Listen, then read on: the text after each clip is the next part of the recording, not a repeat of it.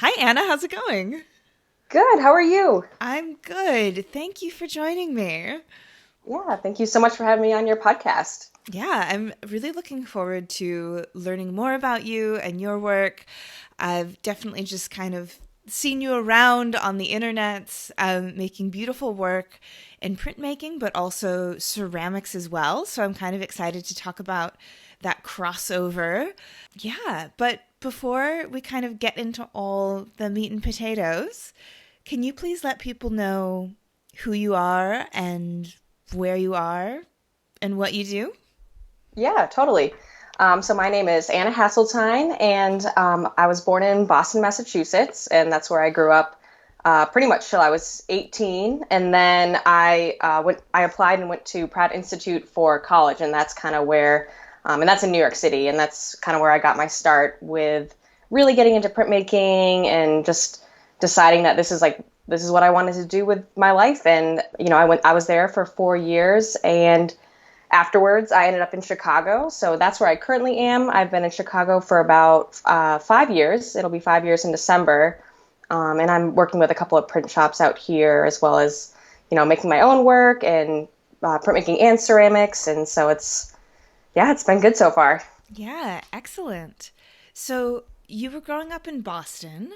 Were you someone who came from like an artistic family? Were you taken to museums? How did you end up going to art school or knowing that that's the path you wanted to be on? Well, ever since I was super young, she was stay-at-home mom, and she had actually gone to the University of New Hampshire as a painting major. So growing up, she would be painting, and she really got into pastels. And so I'd always see her making things, and she would always encourage my sister and I to we do all sorts of crafts and just making a mess all the time. Mm, And I feel like just like, yeah, like from a very young age, learning how to build things and make things using my hands and not being afraid to get messy, that just stuck with me. And throughout, ever since I was young, elementary school, middle school, I think from the beginning, I knew I wanted to do something with art. I didn't know what field exactly I wanted to go into, but there was always something about the making and building and creating that I'd never lost interest in it. And mm. that's where I am now. And yeah, growing up nearby was the Museum of Fine Arts in Boston, which has, a great collection. It's also got a museum school. When I was younger, I would take classes at the museum school right next door, and they would take us over to the MFA, and we would get to, go to all the painting exhibits. And they also have a really, really large printmaking department there. And I remember just looking at all the woodcuts and engravings and etching. So I feel like I had a pretty solid background growing up, and it's just kind of inspired me to pursue that more in high school. And again, it was a great program at my high school, and I had a lot of encouragement from the teachers there, and they really pushed me and made me realize that I could have a full-time career and a life making art, and I just kept going with it. Yeah. So were you kind of aware of what prints and printmaking were before you went to college? And I sort of ask that because there's so many people that I chat with who say, they never even knew what printmaking was or even that it was an option until they ended up, in that college studio. But it sounds like maybe you were exposed to that ahead of time. Yeah, so I mean, in high school, I feel like a lot of people have, lino cut. That was kind of the most accessible printmaking medium, I feel like, for a lot of middle school, high school art classes. And so that's really my first introduction into it. So I had known probably ninth or 10th grade, we started doing little with the easy cut from speedball, making little lino cut prints. And then I remember one summer, again, I'd been taking a lot of art classes and summer camps, and there was this one school, it's called Lesley University, and it's called the Art Institute of Boston there, and they offered a printmaking class, and they had mentioned, we were going to be doing dry point and an introduction into screen printing. And so I had never done those. And by taking the class there, that was my first introduction. And I was actually able to bring back some of the things that I learned at the Art Institute of Boston into my senior year of high school, where I was kind of experimenting and exploring more with using wood carving tools more, and also doing my own kind of DIY screen printing, which was interesting. But I did kind of have a little bit of a handle on some of those processes before I got to Pratt, which is then I got into, etching and lithography and learning some more of the tricks of the trade, I guess, and like getting a much better understanding of how to actually make use of all the different materials and what just exactly what printmaking could offer. So Yeah. And then I'm also always curious to know for people, particularly as you tell your story, you say that, you found printmaking and you came to just know that you're like, all right, this is it. This is what I'm going to do for my life. What do you think it was about printmaking that struck that chord with you that really made you feel like, yeah, okay, this is what I'm doing moving forward from now on? well, I think that when I first got to art school, my first year there was the foundation year, and they really encouraged an exploration in everything. It was very strongly rooted in drawing and painting and sculpture, and so that first year I was kind of learning more about those techniques, but I was finding that I was like needing process, like something more process based. I always liked kind of that, step by step, being able to just follow the wherever printmaking takes me next. And I wasn't getting necessarily that satisfaction out of just drawing and painting. And so just being able to really work with the process. I've always been a very process based, like love making lists, like following the list, Yeah, crossing it yeah. off, all that kind of thing. And so I feel like for me, printmaking was able to, fill that desire that I had to, in some ways it's predictable, but in other ways it's totally unpredictable, and just kind of navigating that, I always found to be much more intriguing and interesting than and I mean, I love drawing and painting, but again, the printmaking, for me, it was more exciting and more engaging. And that was something that I think I needed to keep my interest. That's interesting because I've been thinking about how printmaking is quite process based, right? This is something that we often talk about when we talk about the medium. But I've never heard anyone really make that connection before to like a process based personality. And Yeah. it's really something that I actually do see quite a bit in other people, or even, for instance, my husband, who's the editor, he's a printmaker, he's a lithographer.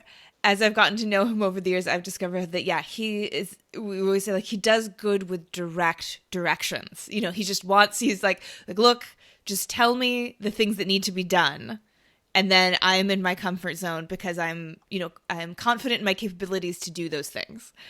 Exactly. Yeah. Yeah. Yeah. And so, yeah, because it's sort of beyond even as an artistic practice, but even something, yeah, innate in people where if they're like, I like a list of steps, and I like knowing that there's going to be an outcome on the other side.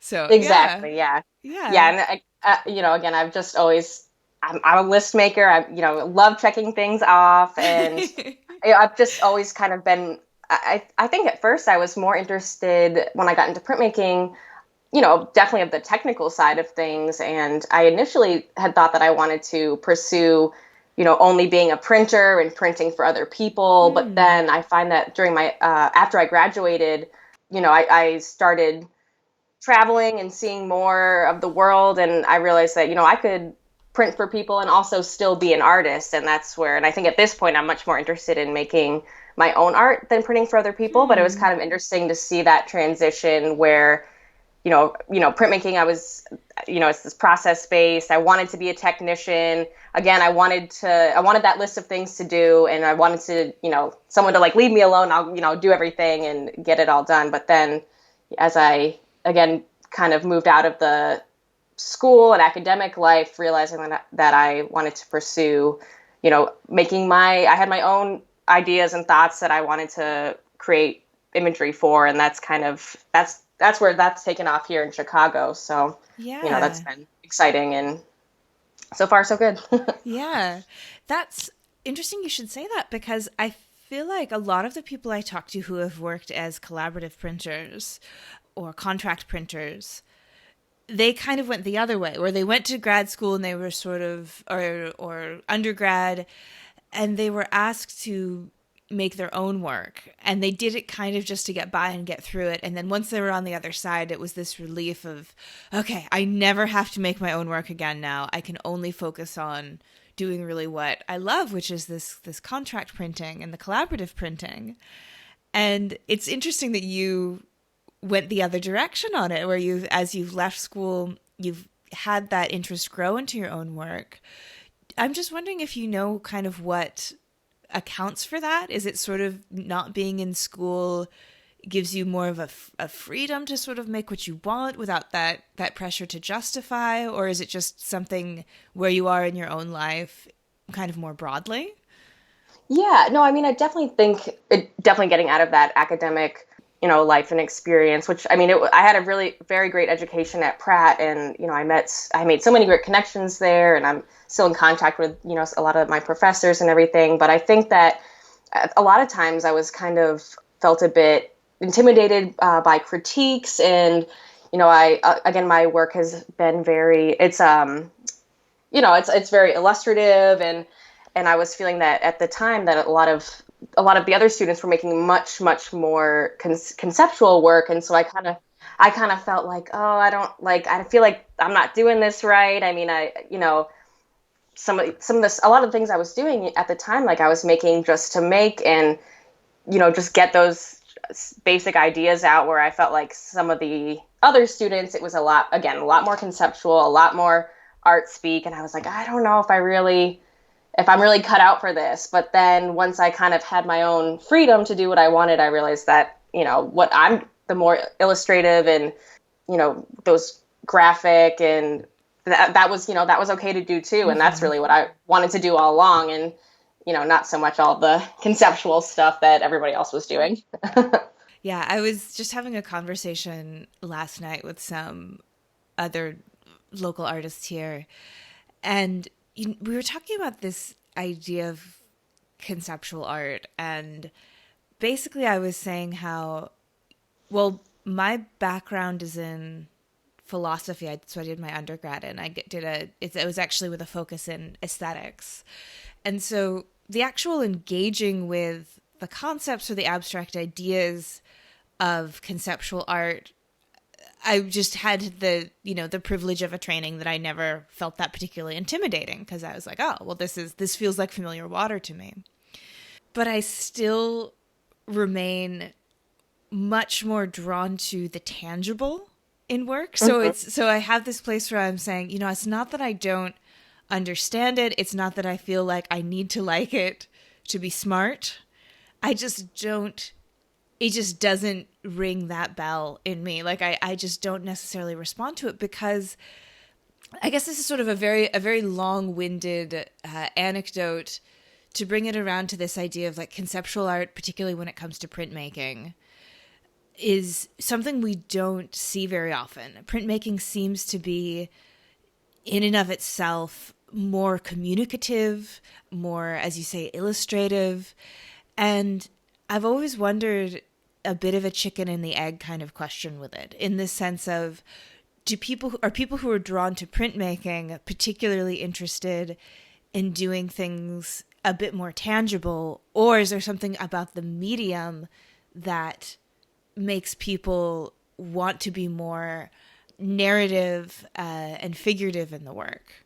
I don't know if you've thought about that one before, but Yeah. I mean, especially because I've kind of transitioned into mainly working with woodcuts and screen prints.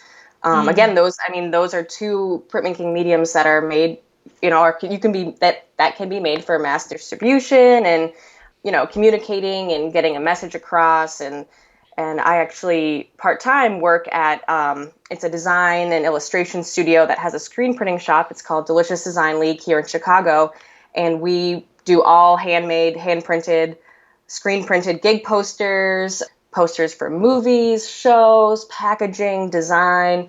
And so, I mean, I've really fallen in love too with like printing the gig posters, and really, creating and printing art that's made for music and dance and theater. And so for me, that's all about imagery and getting information across. And so that's where I feel like I've really latched on to that. And I can see that coming through in my own work and inspiration, again, from working at the design studio and kind of, again, learning about color mixing and composition and getting to see a lot of different illustrators and designers making things.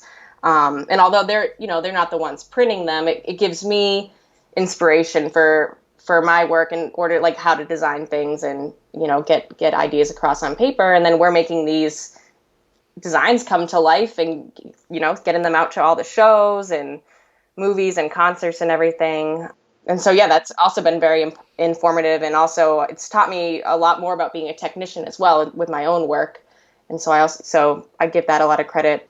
I haven't actually been working there for a minute now because of COVID and everything. And there aren't any gig posters to print since there aren't any, there aren't any shows or anything going on. But yeah, for the past like 2 or 3 years, I've been working over there. So that's been great too. Yeah. What about at HoofPrint as well? Because that's more contract printing or collaborative printing that you do there? Yeah, so HoofPrint's run by Liz and Gabe, and they're here in Chicago as well. They're actually the first two people that I really ever met in Chicago. I met them back in 2015. I was on a road trip cross country because I left Pratt and I didn't know what I wanted to do. I didn't know where I wanted to go, but I kind of had a feeling that I wanted to leave New York. And so that fall in 2015, I went on a road trip and I went to, I think it was like 25 or 26 states and visited maybe like 34, 35 print shops.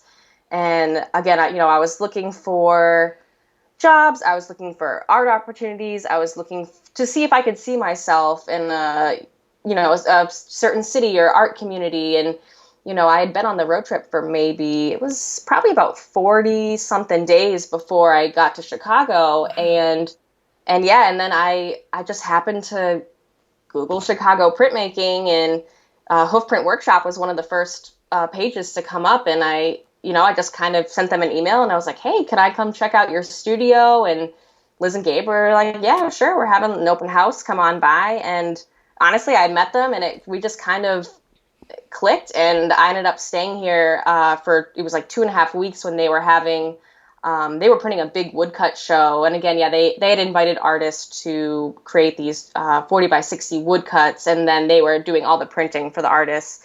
And they asked me if I wanted to make one. And I was like, yeah, sure. And that's kind of how it all started. And to be honest, I never left. I got here and I spent those 2.5 weeks here. I went back to New York for a job interview and decided I didn't want to be in New York anymore. And I came right back out. And that's when I started working at HoofPrint. So that was the first studio out here that I started working at. And yeah, they do everything: woodcut, litho, etching, screen printing.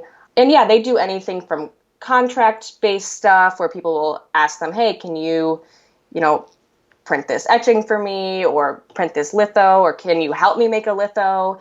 But they also do publishing where they will invite artists, painters, printmakers, sculptors to come in and, the artist comes in with the idea and then Liz and Gabe make it happen. And so, I've helped print editions for woodcuts, and they recently got a big auto press for screen printing. So we've been doing some stuff like that recently, printing some posters for some of the protests and everything going on out here in Chicago. And so that's been, yeah, really powerful. And yeah, that again, I give them a lot of credit for my start here in Chicago. And they really, took me in and yeah, inspired me to make art. And they've taught me a lot just by doing out here. And so I go over there too from time to time to help out, kind of like as an as needed basis. And yeah, they've got a beautiful studio down in McKinley Park. They got everything going on over there. Definitely. So yeah, they're really awesome. And I think you probably met them at SGC and stuff before. And because yeah, we usually travel to a lot of those conferences and art fairs together, just because we live 2 miles from each other. So and we're really good friends and coworkers. So yeah, we do a lot of traveling and stuff and work on projects. And again, Liz was the one that got me into ceramics, which is one of my newer ventures that I've been exploring. And it's been pretty difficult, but it's a lot of fun. So yeah, definitely. Yeah. With HoofPrint, there are people who have been having on my list to have on the podcast for a while too, because they seem to have started a print studio in a major city in the States within recent memory that's thriving. And I feel like that is such the dream for so many people. And so I'd love to at one point talk to them about how did they go about doing that? Because I think that being able to build one's life around printmaking in this way is truly something that many of us aspire to do. And it's beautiful when you can see like people making it work. Yeah. Yeah. I mean, they are fully in it. I mean, their whole life. They live, breathe, eat printmaking. For a while, their first studio was pretty cool. It was at an old funeral home. And they lived in the funeral home on like the second floor, and then had the print shop on the first floor. And so that was when I first moved here. I actually lived in the funeral home with them for about 3 months. So that was kind of interesting. But yeah, no, they're killing it, and as you said, they're thriving. So it's really Amazing. exciting. Yeah, it's really exciting to be a part of that, and you're just so inspiring, and to have such supportive friends out here, and artists, and it's really cool. And how haunted was the funeral home? I never saw anything or heard anything, but people say that they have, and so I don't know. I can't say if it's haunted or not, but it might. I mean, it might be. It was definitely a very interesting space. And there were definitely some people too that would, at the time they were also a gallery, so people would come in off the street, and they'd be a little bit nervous, and we'd be like, it's okay, like nothing, it's really not that weird, like come on in. but uh, but yeah, there definitely were some people that were a little creeped out by the fact that it was in a funeral home. Yeah. So yeah, I feel like that sounds really fun though. Like having that experience of moving to a new city and connecting with people and getting to live in a funeral home and living and breathing printmaking. It sounds like it's going to be a good chapter in your memoirs. Yeah. Oh, for sure. Yeah, I mean, I feel like, yeah, that I just got thrown into it, and I mean, that was really good though. I think, I really needed that, because again, I was feeling kind of lost, kind of undecisive about where I wanted to go, what I wanted to do, if I was really going to go all in, and do this printmaking thing. And when I got here, that was really like convinced me that, look, these people are about my age, a little bit older, and they're doing the thing. And I was like, I want to be like that. I want to do that. How can I get there? And it's like I kind of latched on, and luckily they they let me latch on, and I've just kind of never left, and just learning so much from them, and being able to connect with, again, people that have similar interests, and are doing something that I have a lot of interest and admiration for. And so just seeing that it's possible and you can make it work. And again, just having a place to make my art right out of college, that had been a big thing that I had worried about. Like, where am I going to make my art? Because again, you can make woodcuts at the kitchen table, but it's much easier, and a lot better of having a studio. And again, I got access to the studio, and I was able to continue making my work, and not take a big break from things, so it wasn't so hard to get back into it after. I know sometimes it's hard if you don't have access to a studio, or time. And yeah, I think that was the key, was that I just had to keep going, like not stop. And that's helped me kind of get to where I am now. So Yeah, I know a lot of people can struggle with that, losing the momentum after college, and particularly after something like a BFA or an MFA show, where they've put so much energy into this final event, this ultimate expression of these years of work. And then if you can't find a place to continue to work, there's some people who are just say, well, and then I never printed again. It's just something right, really kind of right. dramatic like that. It can definitely happen if you can't keep up that effort, because it is a lot, Yeah. it is. I'd say, speaking of your own work, I'd love to chat a bit more about it specifically, because you use a lot of animals in your art.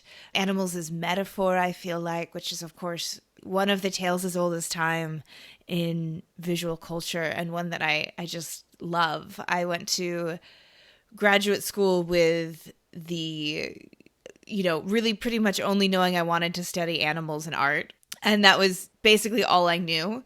And it wasn't until I got to graduate school where they're like, that's not actually a topic. They're like, Yeah, yeah. you have to get a little more specific than that. I was like, oh, okay, yeah.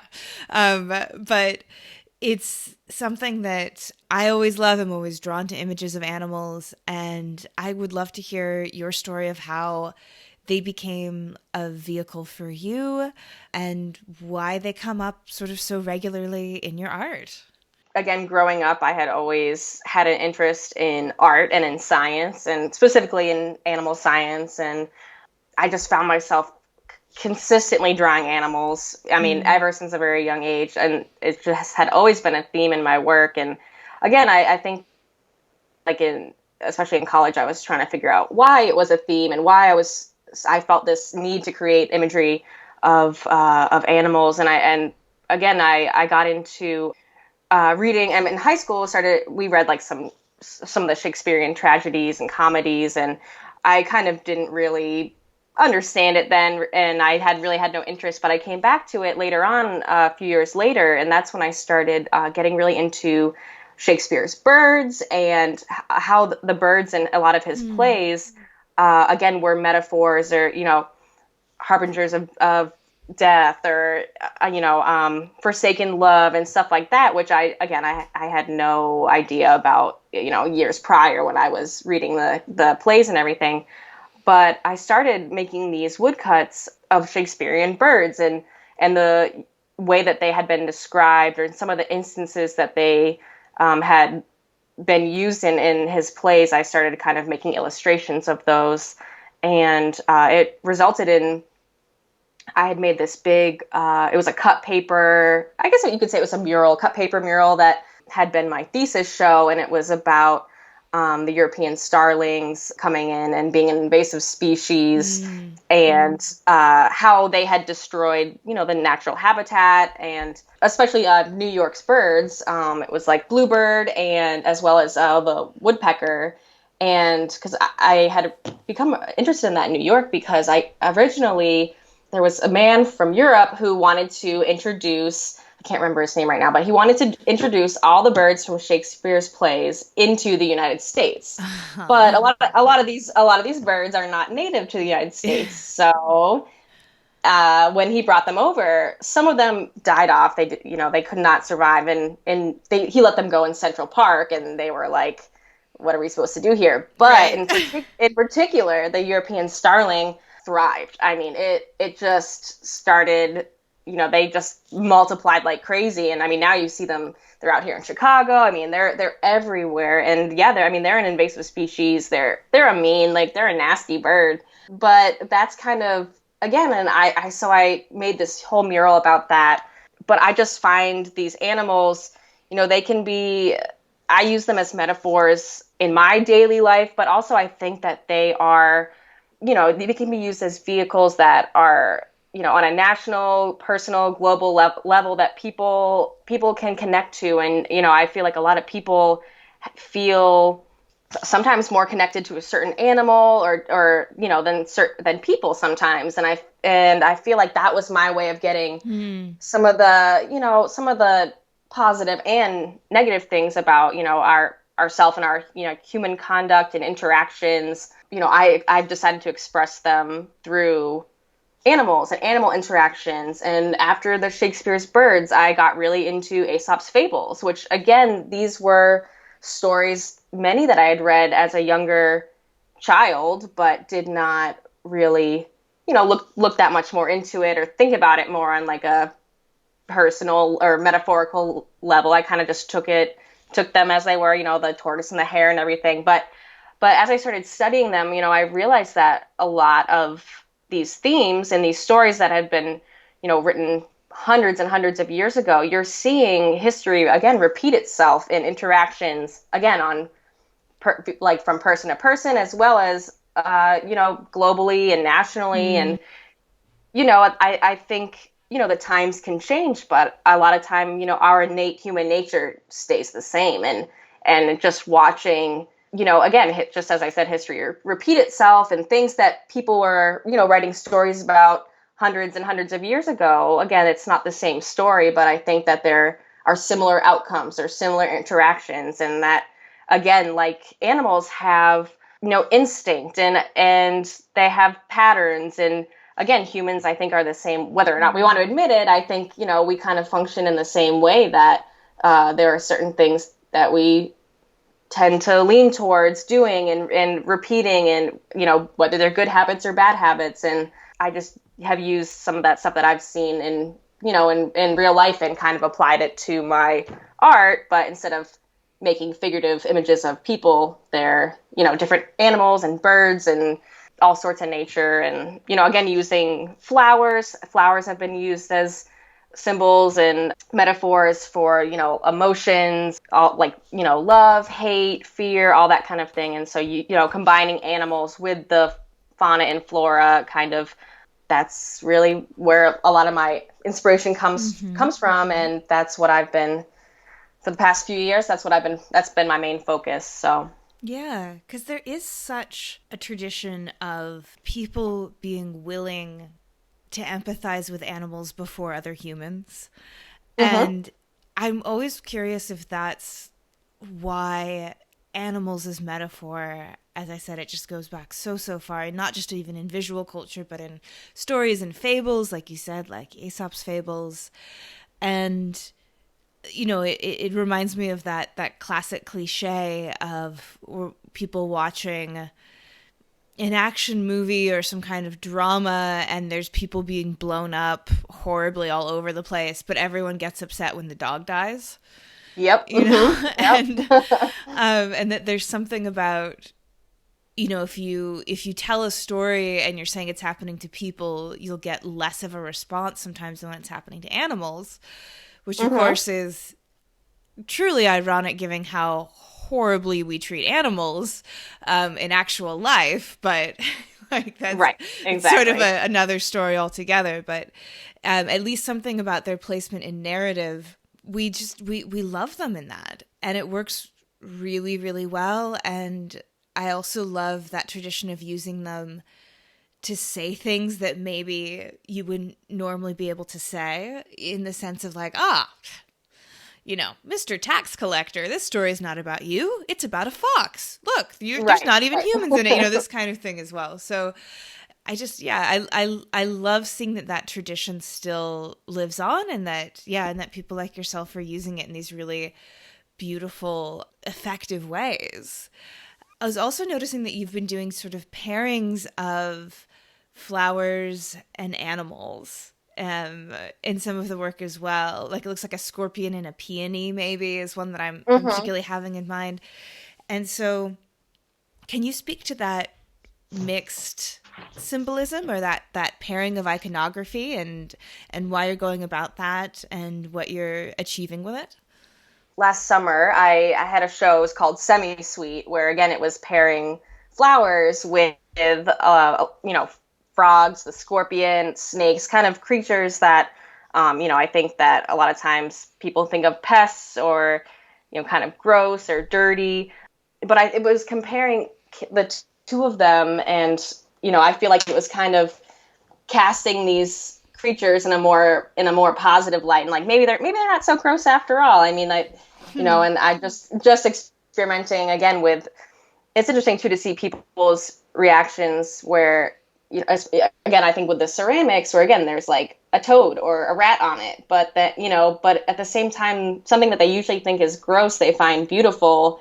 And sometimes I think they're surprised by it. They're like, wow, I really like that. I mean, I think it's interesting to watch, their reactions. And again, kind of, I feel like a big part of my work, again, with the stories, and a lot of the stories that I depict or fables are, a lot of them are violent, or a lot of them are pretty negative, or have, outcomes where the animal does end up dying. But I'm kind of using the imagery, and I think the colors and composition to create images that are like first visual glance, they're very appealing, and you could say they're pretty or attractive. But then I think the more you read into it, there's that second layer where it's like, oh, there's the fox and the rooster, or the wolf and the crane, and then you're like, what happens though to the rooster afterwards, or Yeah. what happens with this, the crane that's sticking its beak into the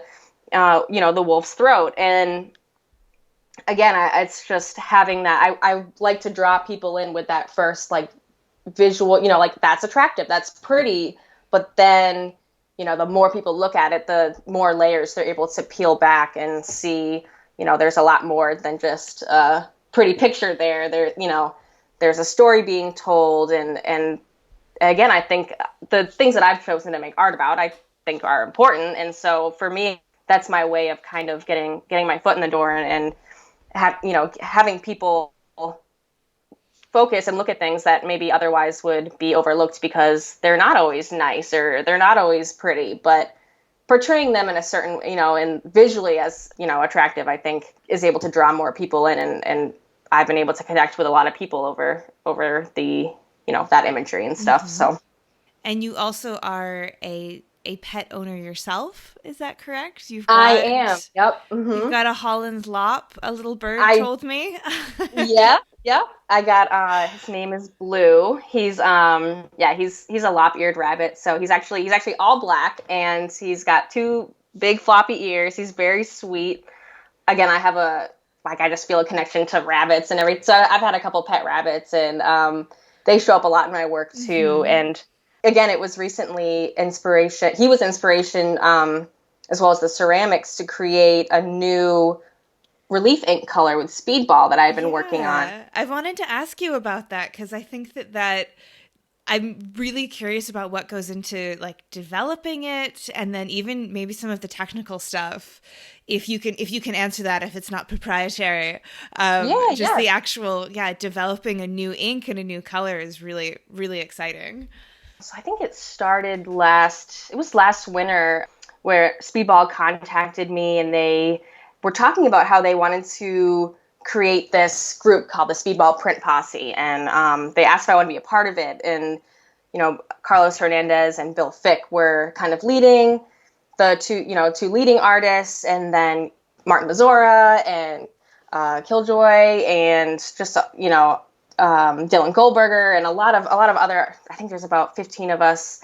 And part of the group was to, again, kind of, promote printmaking, and they had released their line of professional relief inks a couple years prior, and so they have had, the same, I think it was, the same 6-7 colors out for a while, and Bill Fick had helped them develop the super graphic black, and they wanted to continue that project by asking us to, come up with a color. It could be screen printing ink, relief ink. A couple people made their own paper colors. And so at first, I was really excited, but then I was like, oh my God, there's so many colors. How am I going to pick, just like one color?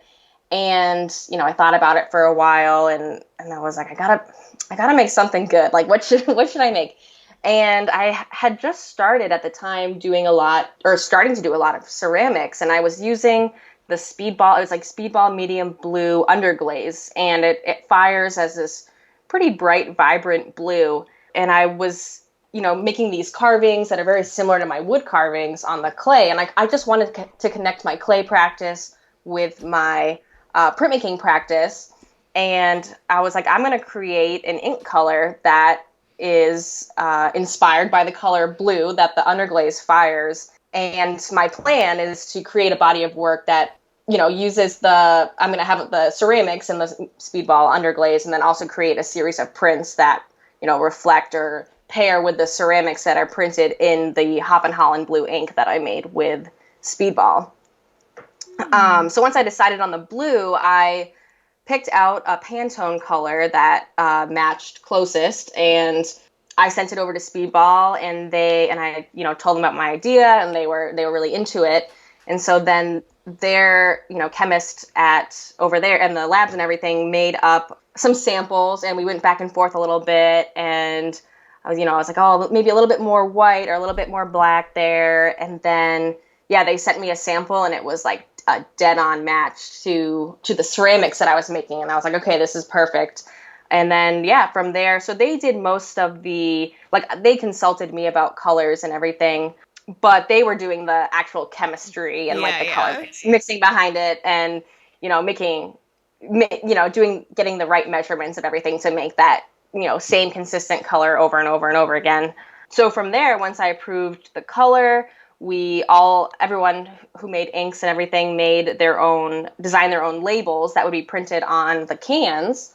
And so I, again, made a little bunny carving that is, again, inspired by my rabbit. And, another really hard part about this, I was like, oh, I got to come up with a name. And so the connection there as well is that, so yeah, my rabbit, his name is Blue, and he's a Holland Lop. But it's also, the color is inspired by Delft pottery from the Netherlands and from Holland. And so, again, like, a lot of my ceramics started out with me looking at the, Delft ware. And when I actually went to Amsterdam a few years ago, I just loved Delft pottery. And so that kind of stuck with me when I started making ceramics. So again, the color is kind of an ode to Delftware pottery in Holland, and then brought back into my pet rabbit, and he's a Holland Lop, and his name is Blue, and so it kind of all fell into place there. It But sounds like, yeah, like all the stars aligned. yeah, and so I was like, okay, like, once, took a while to come up with, and to really, end up seeing the final color and everything, and like then, but it felt great once I was able to kind of connect everything, and I felt good about it. And recently, Speedball, they ended up, they've canned all the inks and everything, so they sent me some inks, and it's awesome. So I'm super excited to be a part of that. And again, Speedball's been super supportive, and I've been working mainly with Kelly Braun over there, and she's great. And yeah, Speedball makes awesome stuff, and I'm just very honored that they, asked me to be a part of this project, because it was a lot of fun, and it's super cool. And I was able to put my love for rabbits on an ink can. So Well, so there you go. I also have a very deep love for rabbits. And so Speedball relatively recently became like really the first sort of on-air sponsor of Pine Copper Lime. And one of the things that we were talking about when I was talking about with Kelly, and I was saying, yeah, like, this is great, and we're really excited for your support. So what are you excited about over at Speedball right now? And she's like, oh, our print posse inks for sure. And I looked through and I saw one called Hop in Holland, and I was like, oh my gosh, that's like, I'm so glad this exists in the world. Yeah, because Yeah, thank you. yeah, I grew up with a Holland Lop as a pet, and Oh. they really are, like, people do not understand, I think, how much personality they have, and how much I would say, at least from the rabbits that I've lived with, that they're more like dogs than cats. And, Yeah. in the sense that they're excited to see you, they want to greet you when they come home, they want to be around you. They don't have that aloofness of a cat, which of course Yep. is, one of the many reasons people love domestic cats. But it's, yeah, they rabbits really have that social engagement. And I think because they're social creatures, like Definitely. they have Yeah. that, they live in big communities in the wild, the way wild dogs or wild canines do. And so they definitely have opinions and want to be around you, and it's just great. And so it's wonderful that Blue, your Holland rabbit, can also inspire a great ink. Have you done an image of him in the Hop in Holland yet? An actual an editioned print? I have not yet, but that is definitely on one of my many lists to do. Like, Yeah. he will definitely be making an appearance.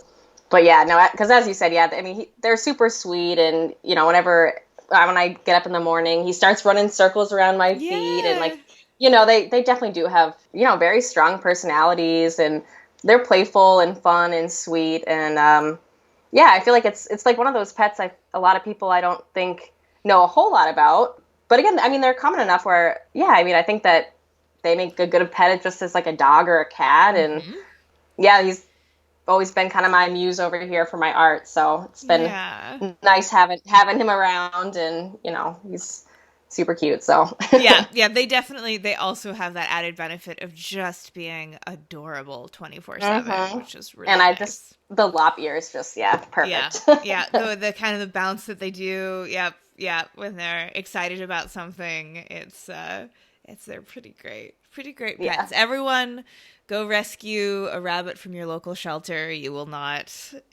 definitely not regret it. No, no, not at all.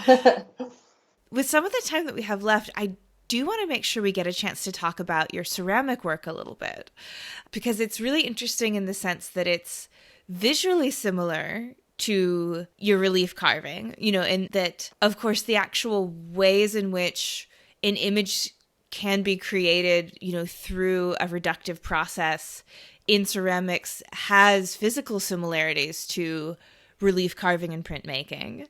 So I guess I'd love to hear about that connection, but also I feel like ceramics is the community that printmaking gets compared to the most. Where we'll say, "Oh, we're really great. We have a workshop setting. We have our conferences. We're this great community." And then every once in a while, people are like, "Yeah, I don't know. Maybe ceramics has that too.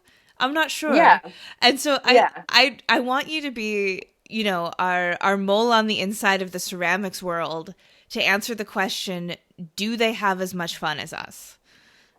Hmm, that's a hard question. I think printmakers have a lot of fun, but but yeah, I mean, the ceramics community here has been super welcoming, and again, like Liz from HoofPrint, she started getting into ceramics a couple years ago, and so that kind of one day she threw a cup and she was like, "Here, carve it," and I was like, "What? Wait, what?" And then I just kind of sat down and started learning how to use the tools and everything. And I was like, you know what? This is, again, it's a lot, but at least the carving process is a lot kind of like the woodcut carving process or lino cut. It's actually a bit easier because the clay is a lot softer. And so for me, it started to become kind of a therapeutic outlet. Again, I love carving wood and everything, but I had a show recently. And again, after the show, it was I felt like in a little bit of a post-show slump, and I was like, I don't know what to do. I'm kind of bored of making prints right now. Like I want to do something else, and it just ceramics was there, and I was like, all right, like I'm gonna give this a shot, and it just started off as me, just it was something new to do and to work on and learn about. And it was just I think I really needed that because I again had been doing the same thing Mm-hmm. for years, and it was just a much needed challenge, and again I had just gotten so locked into that printmaking process again, like just check off the list like this and then that, and I was just kind of getting a little bit lost in the process and not having as much fun with it, and I think ceramics kind of shook that up a bit. And it was just interesting for me to try to get like again my woodcut imagery onto a round object, and Yeah. it's just experimenting with again like the reductive process on clay. And I had taken one clay class in college, and that was about it, and I hadn't touched it since. So I really knew nothing about clay, and I'm still learning so much. But yeah, it's been like a little over a year now with just again making these functional objects, and I've found that people respond really well to them. And they're also very tactile, like everything is Right. carved, and even when you glaze it, like the imagery, I mean, you can run your fingers over it, the kind of like squiggly line work around everything. People are like, oh, it just like feels good to hold that in your hand, Mm-hmm. and to like pick up and look at. And again, seeing my art on a 3D object has been pretty cool and informative for me to learn more about my art practice, and how, yeah, again, I can translate these 2D images and thoughts and ideas onto a 3D tactile form. So I've just been having a lot of fun with it. And yeah, I got a batch of about looks like 12 or so of new cups coming up, so I'm excited. Just again, been experimenting with underglazes, and again, I've with the ceramics as well as printmaking, there's a lot of the unknown. I mean, you can Mm. go through the process, but there's always something that comes up that you weren't expecting. And I'm finding that this to be the same way with ceramics, where something fires a little bit weird, or the glaze is a totally different color than you thought it was going to be, or just as far as like glaze application and the color changing, and spending 10 hours on something and then having it crack in the kiln, like having just Right. unexpected things where I thought I'd be used to it with printmaking, but but nope, there's always something. Yeah, and I think that moment of reveal too, pulling the paper Yes. back Yep. or opening the kiln. I had never thought of that before, but that it also has that drama, which is, Definitely. yeah, such an emotionally satisfying aspect of the creation. Yeah. I'll find myself, getting a little nervous when I'm like, okay, it's ready to go pick it up. Like just wondering what it looks like. Did it come out okay? And yeah, as you said, like the big reveal, and sometimes usually it's pretty good, but sometimes you're like, oh man, that's a bummer. Yeah. But yeah, no, it's just something that I'm definitely going to continue using in my practice. And now I'm looking forward to using my new ink to kind of almost have a conversation with, like, having my print work have a conversation with my ceramic work and what that's going to look like. And so yeah, for me that's really exciting. Excellent. Beautiful. Well, before we sort of wrap things up here, I'd love it if you could let us know anything on the horizon that you're looking forward to that people should be looking for. And then also, where can people find you and see your prints and see your ceramics and learn about your practice more? So I did have some shows and fairs coming up this year, but they did all get canceled, Yeah. or postponed. But Yeah. it's not determined yet, but I believe sometime in either summer or fall 2021, I will be having a show at the Beverly Arts Center here in Chicago. So I'm really looking forward to that. And yeah, but hopefully some of this stuff is going to get rescheduled. I just got to keep making, and Yeah. it'll get out there. But yeah, so the show at the Beverly Arts Center, and then hopefully I'll be going to SGC next spring as well, if that's going to happen this year or next year.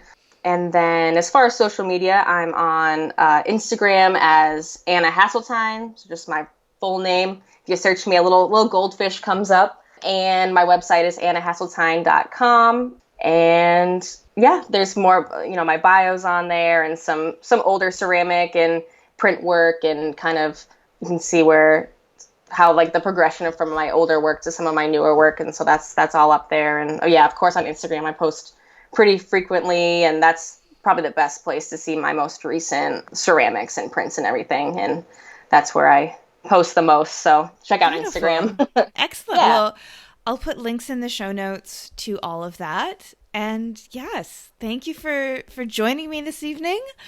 Yeah. Thank you so much. Yeah, it was just great to talk prints and animals, and I'll be in touch as we move forward to release this, but it's really been great to get to know you a bit more, and I hope we can connect, probably SGC 2021, fingers I hope crossed. so. Things I will hope be a so. little less chaotic by then. Yes, And definitely. yeah, that would be really great. So thank you, Anna. Yeah, no, thank you so much for inviting me to be on the podcast, and it was great speaking with you. And yeah, I'm really glad we could talk about all this good stuff. Excellent. Thanks again. I'll be in touch. All right, sounds good. Thank you again. Thanks. Bye. Bye.